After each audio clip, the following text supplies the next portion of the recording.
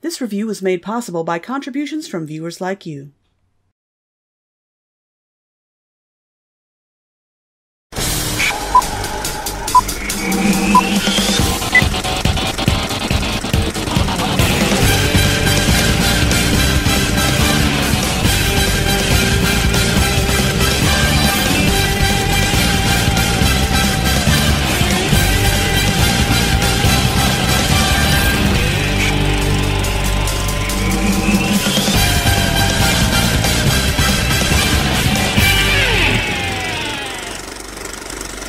Hello everyone, and welcome to my 6th anniversary!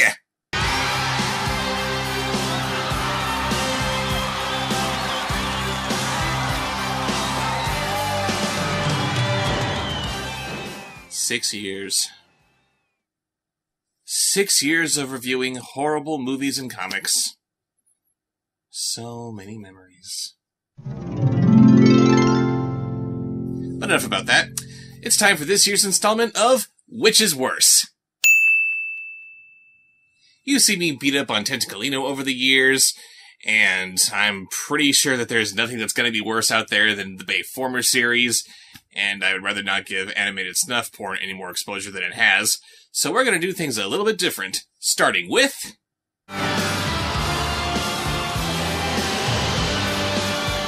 Which is worse? Food Fight or Rhapsody Street Kids Believe in Santa? Food Fight and Rhapsody Street Kids are two of the most notoriously bad films in the history of animation. They're both hard on the eyes, hard on the ears, hard on the psyche. They have a cast of voice actors who have no business being here. But at least Food Fight had the good sense of ripping off Casablanca, one of the most acclaimed movies of Hollywood's golden age. And it can't be overlooked that a lot of how bad it is stems from how most of the movie was stolen while it was in production, and the movie we finally got was haphazardly rushed to meet its deadline. Rhapsody Street Kids... this thing has no excuse for being as bad as it is. I don't know how this piece of shit ever made it off the cutting room floor, but every second of this movie it looks like the director approved it while he was blindfolded and his hands were over his ears. So which is worse? Rhapsody Street Kids.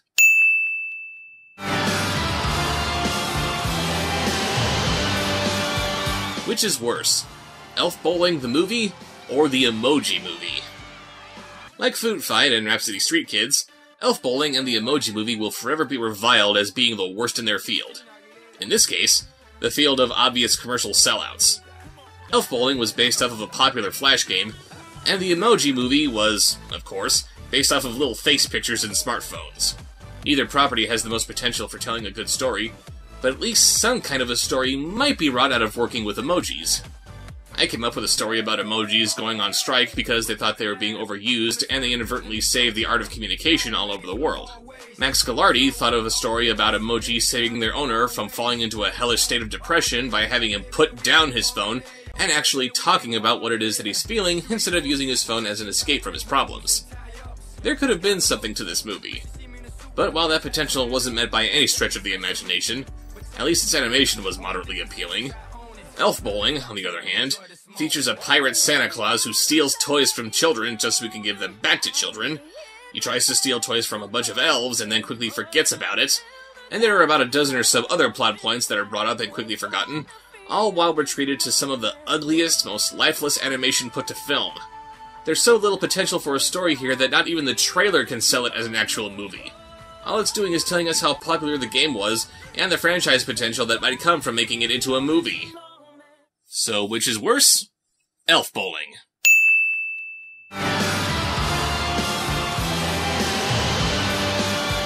Which is worse? Superman 4, The Quest for Peace, or Batman and Robin? Superman and Batman both enjoyed critical and box office success when they were first brought to the big screen, and tragically, both of the world's finest respective franchises fizzled out after their fourth installments. Superman 4 suffered from cheesier and cheesier special effects, an underwhelming supervillain who really doesn't make any kind of sense, a subplot about nuclear Armageddon that just kind of resolves itself, and of course there's this famous line. And there will be peace. There will be peace when the people of the world want it so badly that their governments will have no choice but to give it to them. Yeah, because people not wanting peace enough is why war still exists. Batman and Robin veered wildly from the original dark and gritty tone that was established in the first movie, The acting was over the top and cartoonish, and, well, sometimes the little things can really rub an audience the wrong way. But there are some aspects that can be legitimately enjoyed about this movie. As I discussed in my 3rd anniversary special, George Clooney plays a somewhat more relaxed, lighthearted Batman, which is what you're bound to get when he decides to be both Bruce Wayne and Batman, and when he has a more youthful, energetic presence like Robin by his side. Another plot point that's usually overlooked is Alfred dying. Batman's surrogate father figure facing his own mortality is a huge deal, and it's all the more dire since there's apparently nothing that Batman can do about it. For what is Batman, if not an effort to master the chaos that sweeps our world? An attempt to control death itself. It's also refreshing to see Batman applying his brilliant mind to appeal to Mr. Freeze's better self. Sure, any superhero can punch a villain into submission, but not everyone can convince the villain to be the hero they so often want to be. So, which is worse? Superman 4.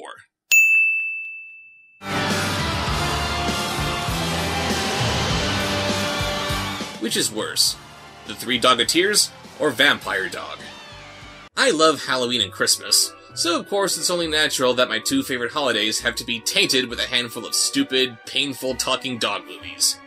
Vampire Dog took the creepy concept of man's best friend turning into a bloodthirsty monster and dumped it down into a cliched teen movie about some dopey kid who can't fit in at school. They ramped down the horror elements to -11, they figured out a perfectly logical way for the dog to work around his vampirism without having to eat people, and the final nail in the coffin was casting the unbelievably bland Norm Macdonald to play the dog. I exhale, move my mouth, and hey, presto, words come out. Well, now that I think about it, the target demographic is way too young to know who Norm Macdonald even is. Why go for this kind of marquee value? So, yeah, this movie went out of its way to be as not scary as possible, but at least it was competent while it did so. The Three Doggeteers feels like it was made by film students who had never seen a movie before in their lives.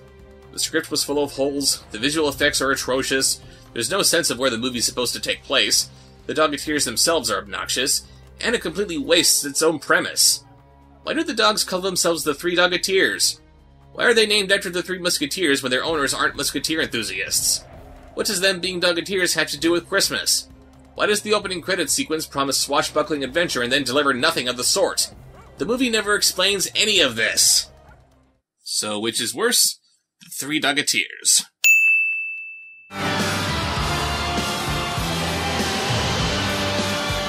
Which is worse? Norm of the North or Alpha and Omega? Norm of the North was pretty much doomed from the start. It suffers from having a grossly nonsensical plot, annoying voice acting, there was absolutely no explanation as to how a polar bear could even talk to humans in the first place, a pathetically transparent attempt at making their own minions, and the environmental message it's trying to push is undercut by how everyone in this movie is a f***ing idiot. And of course there's the icing on the cake that is the absolutely abhorrent animation. This movie looks ugly, sounds stupid, and thinks dumbly. Alpha and Omega, on the other hand, didn't need to suck. It wanted to take itself fairly seriously by pitting a couple of wolves against some problems that wolves in the real world do encounter, while promoting the ever-poignant idea that arbitrary class barriers are ultimately pointless. Unfortunately, bad execution trumps good intentions, and what we ended up with was a generic Romeo and Juliet knockoff with jokes that weren't funny, uninteresting romantic leads, animation that was mediocre at best, and overall just a very underwhelming experience since you know that this could have been done better. But with the chance to build upon that potential with 7 sequels, they squandered it again, and again, and again, and again! Norm of the North was awful, but Alpha and Omega made a conscious choice to become even more awful with every new lease on life that it got. So, which is worse?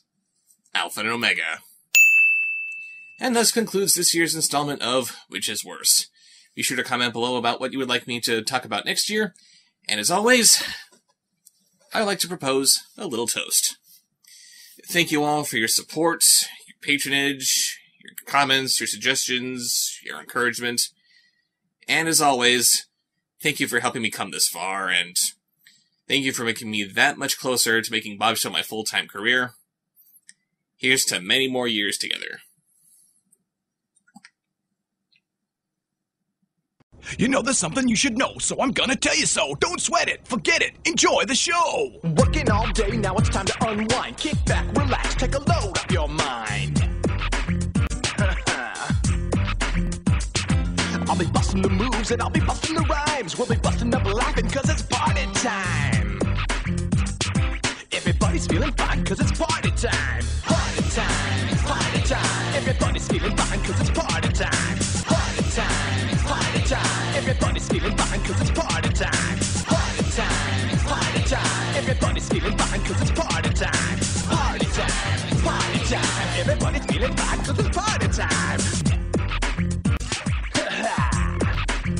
Just leave your troubles at the door, leave your worries behind, leave the rest up to me, you're gonna like what you find. I'll be busting the moves and I'll be busting the rhymes, we'll be busting up laughing cause it's party time. Party time, it's party time, everybody's feeling fine cause it's party time. Party time, party time, everybody's feeling fine cause it's party time. Party time, party time, everybody's feeling fine cause it's party time. Party time, party time, everybody's feeling fine cause it's party time. Party time, party time, everybody's feeling fine cause it's party time. Party time, party time, everybody's feeling fine cause it's party time. Party time. It's party time.